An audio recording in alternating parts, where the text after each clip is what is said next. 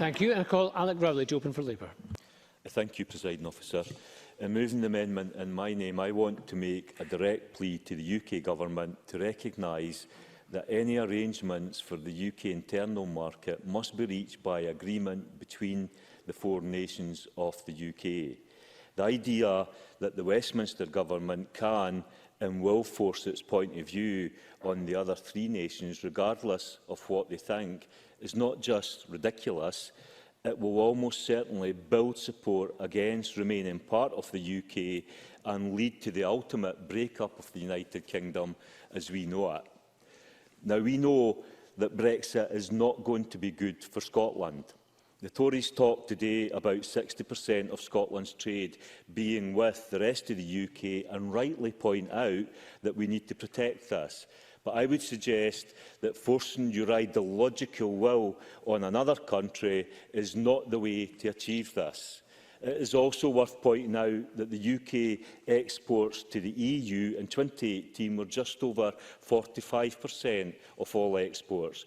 And so there are lots of risks involved with Brexit that the Tory benches just seem to have wiped out from their minds. Now, I understand that the Tories have a historical track record of being opposed to devolution, of being opposed to spreading wealth and power as widely as possible. But now it seems they want to dismantle the powers of devolution. Dean Lockhart. On Alex Rowley's point about devolution, does he not recognise the massive powers over the past decade that have been transferred by the UK Conservative Government to this Parliament? That's not open for debate. That's just a fact of life, Mr Rowley. Alex Rowley. What I would say to you is that the discussions on the common frameworks were progressing under Theresa May's leadership, but since Boris Johnson came into power, he has completely ditched that. Boris Johnson seems to have no respect for devolution and no respect for the governments of the other nation, and therefore that will lead to the break-up of the United Kingdom by Boris Johnson. But, Presiding Officer, in terms of devolution, don't take my word for it. The National Farmers Union in Scotland had this to say about the Tory plans, and I quote, "NFU Scotland supports the intention to ensure that the UK internal market continues to operate as it does now, with free movement of goods and services produced to the same basic regulatory standards. However, it is the clear view of NUFU Scotland and other farming unions of the UK that the proposals pose a significant threat to the development of common frameworks and to devolution. The proposal on mutual recognition raises the potential for common frameworks to be rendered meaningless. NFU Scotland is clear that common frameworks could provide a more effective alternative to manage divergence whilst respecting devolution and so enable the UK internal market to operate without friction or distortion." And the NFU go on to say the UK internal market proposals appear to limit the devolved administration's ability to act if any standards were lowered and give the UK Government a final say in areas of devolved policy such as agriculture, the environment or animal health and welfare. Now, I don't think that NFU are playing politics or trying to play constitutional politics. I think they are saying what is right for their members and what is right for the majority of the people of Scotland.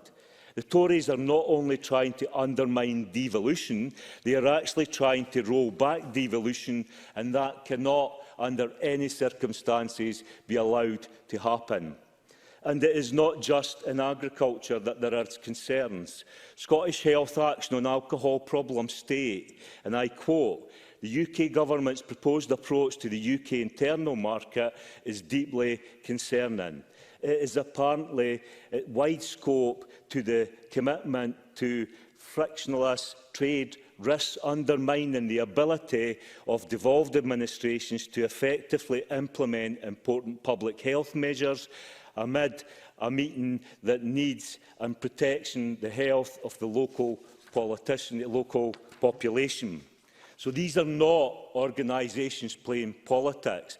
These are organisations that are warning that this legislation will be damaging for Scotland.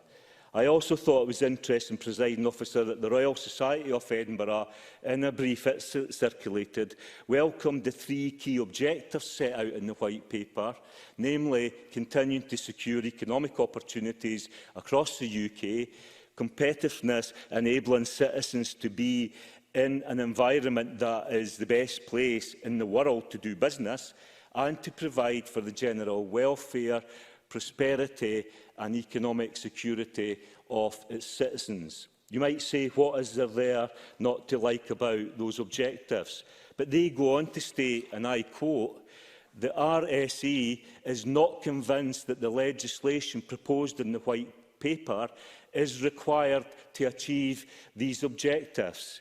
I agree, and that is why we are supporting the Scottish Government's motion today.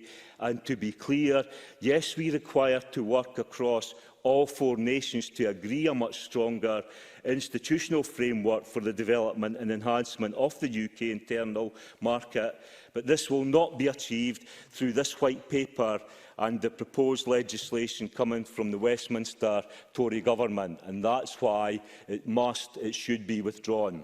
There are many organisations across Scotland raising concerns, and they all need to be listened to. Another area highlighted by the group Radical Options for Scotland and Europe is the powers of this Parliament to be able to give financial assistance to commercial activities for the purpose of promoting or sustaining economic development and employment are at risk. I thought the statement from RSE on the subsidiarity and proportionality was fitting to finish, Presiding Officer. They state the principles of subsidiarity that action should be taken at the most local level, practical, and proportionality that this action should only be broad enough to achieve its aims and no more, are important mechanisms of the European single market in countering the accusation of centralisation. No such principles currently exist in the UK or in relation to devolution. If a legislative solution is needed for the UK internal market, then the RSE advocates including subsidiarity and proportionality as the mechanisms for guarding against inappropriate UK-wide legislation which would damage the devolved settlement.